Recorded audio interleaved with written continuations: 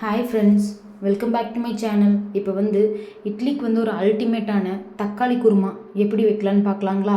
அதுக்கு தேவையான பொருள் தக்காளி, ஒரு 2 வரமிளகா, அப்புறம் ஒரு பெரிய வெங்காயம், கருவேப்பிலை கொஞ்சம், மல்லித்தலை கொஞ்சம், 1 ஸ்பூன் அளவுக்கு மிளகாய்த்தூள், அப்புறம் கொஞ்சமாக கடுகு, கொஞ்சம் உப்பு, 1/2 ஸ்பூன் அளவுக்கு மஞ்சள் தூள், தாளிக்கிறதுக்கு கொஞ்சமாக எண்ணெய், அப்புறம் 4லேருந்து 5 பல் பூண்டு, 1/2 மூடி தேங்காய்.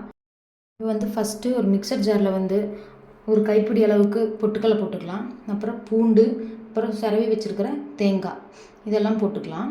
இது கூடவே கொஞ்சமாக கசகசா ஆட் பண்ணிக்கலாம். அதுக்கடுத்தது கூட கொஞ்சமாக சோம்பு போட்டதுக்கப்புறமா கிராம்பு, ஒரு 2 கிராம்பு ஆட் பண்ணிக்கலாம்.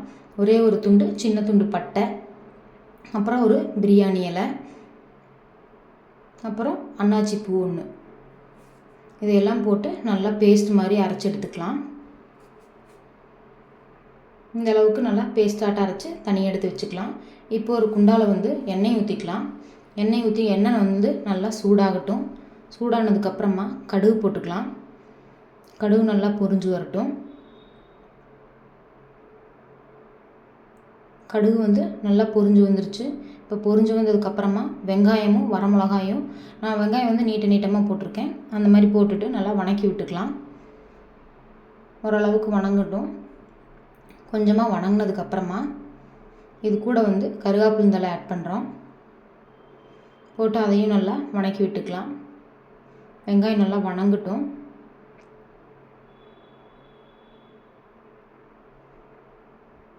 வெங்காயம் கொஞ்சம் நல்லா வணங்கி வந்ததுக்கப்புறமா வெட்டி வச்சுருக்கிற தக்காளி ஆட் பண்ணிக்கலாம். அதையும் நல்லா வணக்கிக்கலாம். கூடவே இது கூட மஞ்சள் தூள் ஆட் பண்ணிக்கிறேன். மஞ்சள் தூள் போட்டுட்டு தேவையான அளவுக்கு உப்பும் இது கூடயே ஆட் பண்ணிக்கலாம். ஆட் பண்ணிவிட்டு நல்லா கலக்கி விட்டுறலாம். கலக்கிட்டு கொஞ்ச நேரம் தக்காளி வணங்கட்டும். 2 வணக்கிட்டு தட்டம் போட்டு மூடிடலாம். இப்போ ஓப்பன் பண்ணிக்கலாம். ஓரளவுக்கு வணங்கிருச்சு. கொஞ்சம் தண்ணி ஊற்றி மிக்ஸ் பண்ணி நல்லா வணக்கி விட்டுக்கலாம்.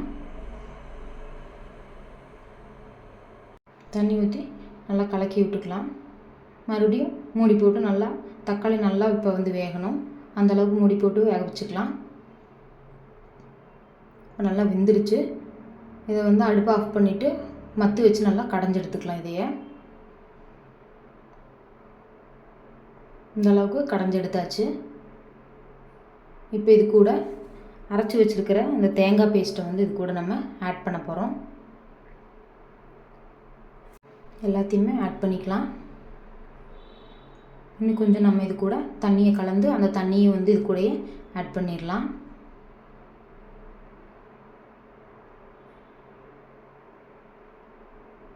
இந்த பேஸ்ட் ஆட் பண்ணதுக்கப்புறமா இந்த குழம்பு அவ்வளோ மணமாக இருக்கும். ரொம்பவே சூப்பராக இருக்கும். இப்போ உப்பு பார்த்துட்டு வேணால் உப்பு ஆட் பண்ணிக்கலாம். தண்ணி உங்களுக்கு எவ்வளோ வேணுமோ அவ்வளோ ஊற்றிக்கலாம். ஏன்னா கடல போட்டிருக்கோம், பொட்டுக்கடலை போட்டு அரைச்சிருக்கோங்காட்டி கெட்டியாயிரும். எனக்கு உப்பு பத்தலை, அதனால் கொஞ்சமாக உப்பு ஆட் பண்ணியிருக்கேன். இது கூடவே மல்லித்தலை ஆட் பண்ணி ஒரு கலக்கிக்கலாம். இப்போ இந்த ஸ்டேஜில் மிளகாய்த்தூள் ஆட் பண்ணுறேன். ஒரே ஒரு ஸ்பூன் மட்டும் மிளகாய்த்தூள் ஆட் பண்ணிவிட்டு நல்லா கலக்கி விட்டுக்கலாம்.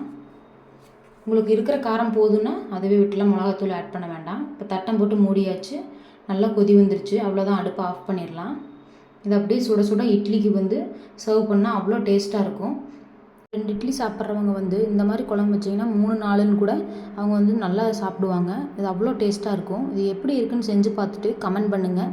லைக் பண்ணி சப்ஸ்கிரைப் பண்ணுங்கள். தேங்க்யூ.